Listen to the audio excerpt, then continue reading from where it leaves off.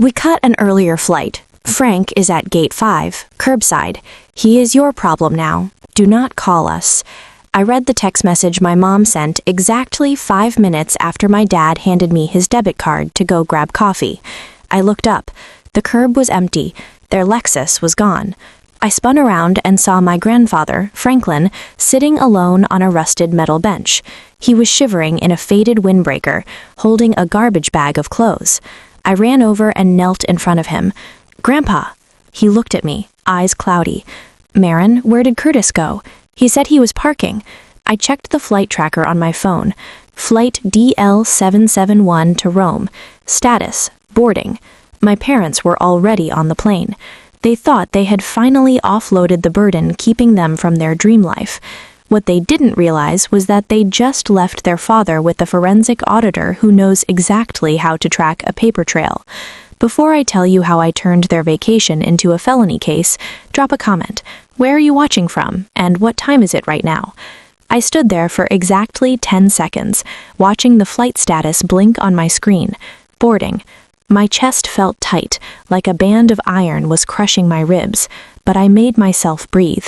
In my line of work, panic is a liability. You don't scream when you find a 6-figure discrepancy in the ledger. You document it. I turned back to Grandpa. He was shaking harder now, clutching the trash bag so tight his fingers looked bone white. "Grandpa," I said gently, reaching for his jacket pocket, "do you have your wallet? Your ID?" He shook his head, eyes scanning the busy terminal. "Lorna took it. She said it was safer with her during the flight." Of course she did. They hadn't just left him behind, they'd erased him. No ID meant no ticket, no access, no record. Without his wallet, he was just another confused senior in a public space, a John Doe waiting to be processed. If I hadn't returned, security would have called it in, run his prints, and eventually dumped him into state care. By the time the system traced his identity, my parents would be overseas, calling it a tragic mix-up, one of those senior moments where he must have wandered off. I stood up. I spotted an airport police officer patrolling the drop-off zone about 30 feet away. I didn't hesitate. I walked straight toward him. "Officer," I said, steady as concrete, "I need to file an incident report for elder endangerment, right now."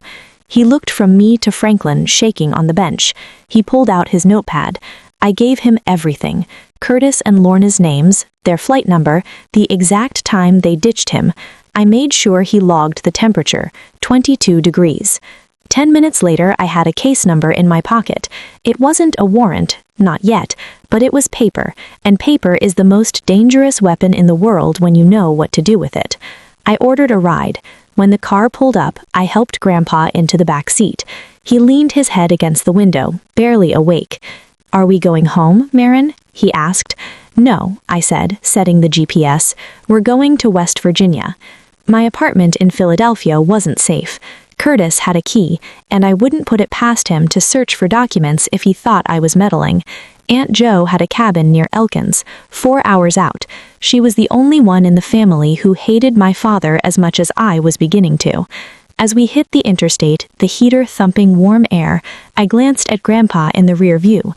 He was asleep, mouth slightly open. He looked frail, harmless. And then I remembered the spreadsheet. 2 weeks ago, I'd stopped by my parents' place to drop off some IRS documents. I found my mother, Lorna, at the dining table, laptop open. She was so focused she didn't notice me come in. I glanced at her screen. It wasn't a household budget, it was a valuation projection for Grandpa's cabin in the woods. Column A, appraised value, $840,000.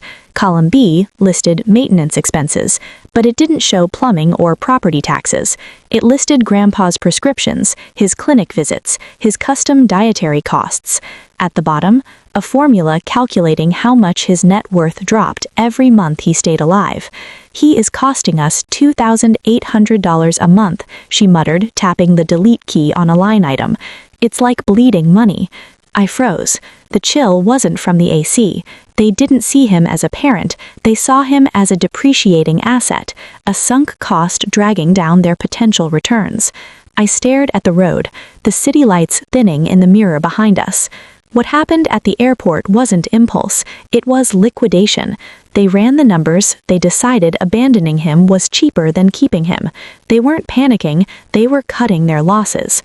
I gripped the steering wheel so hard my fingers ached. They saw him as a liability. They forgot that liabilities can be audited, and I was the best auditor in the entire tri-state. We pulled into Aunt Joe's gravel driveway just as the sun started bleeding through the trees on the Appalachian Ridge. It had been an 8-hour drive, powered by rest-stop caffeine and pure adrenaline. Joe was waiting on the porch in a thick wool shawl. She didn't ask a single question, just opened the passenger door, helped Franklin out, and guided him inside with a tenderness I hadn't seen since I was a kid. "He's safe here, Marin," she said, handing me a steaming mug of tea that smelled like cinnamon and whiskey. "Get some sleep. We'll go after them in the morning." But I couldn't sleep. I sat by the window watching the mist curl off the lake, my phone resting on my thigh like a loaded gun. At 9 a.m., it buzzed. Curtis was calling. My pulse spiked, but I didn't move. I knew exactly why he was calling. It wasn't guilt, it wasn't love, it was fear.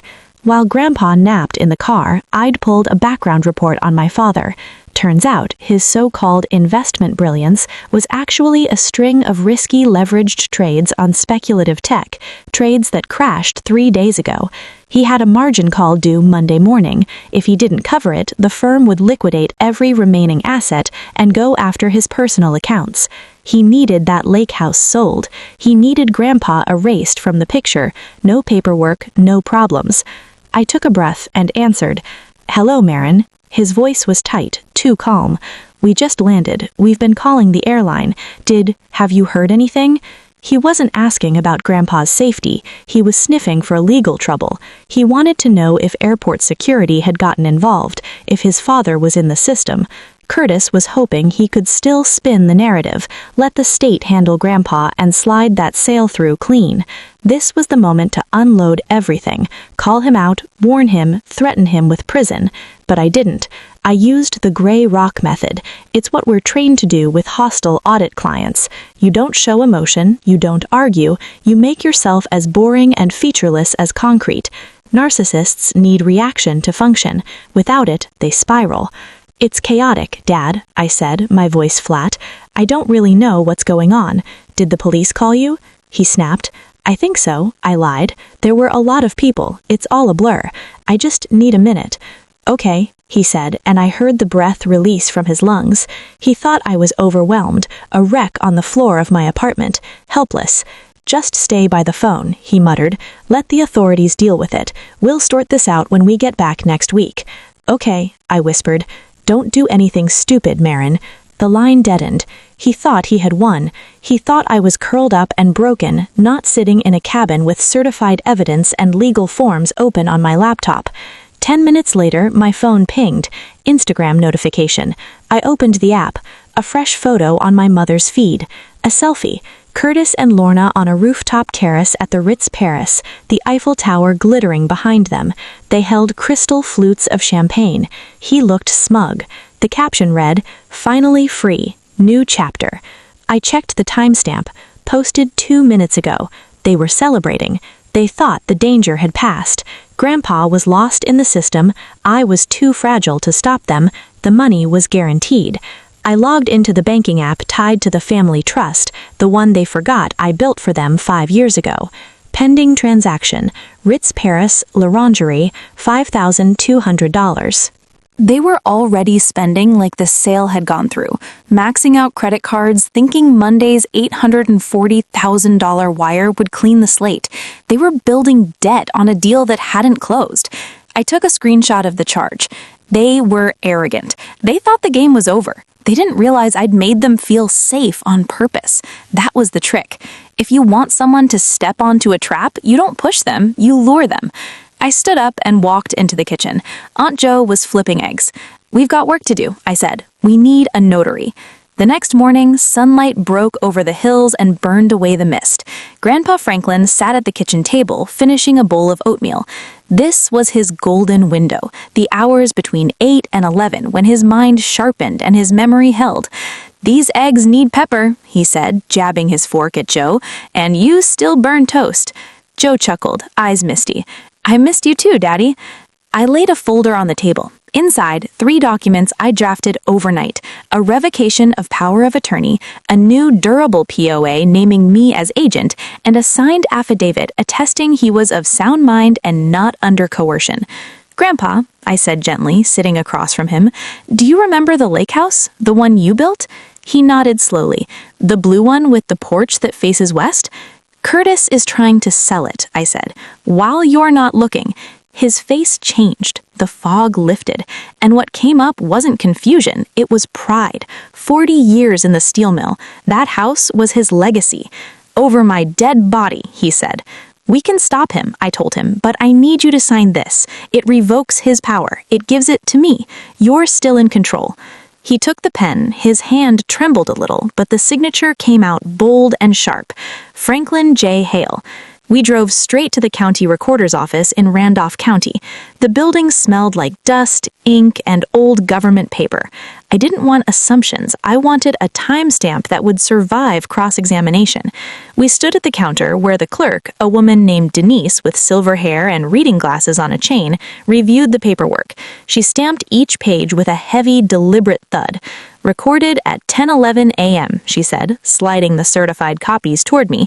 That stamp was the line. From that minute forward, my father had zero legal authority over Franklin's assets.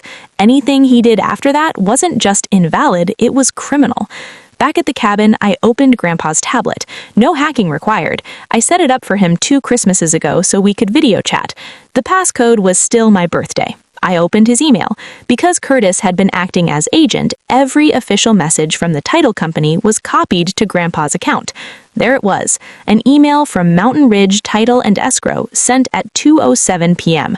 Subject line, urgent, affidavit of authority required to proceed with closing. Standard procedure. Before releasing funds, the seller's agent had to swear under penalty of perjury that their power of attorney was still valid. A DocuSign link sat at the bottom. I watched the screen, heart pounding. If Curtis had any sense at all, he would have called the recorder's office. He would have checked. But Curtis wasn't cautious, he was desperate.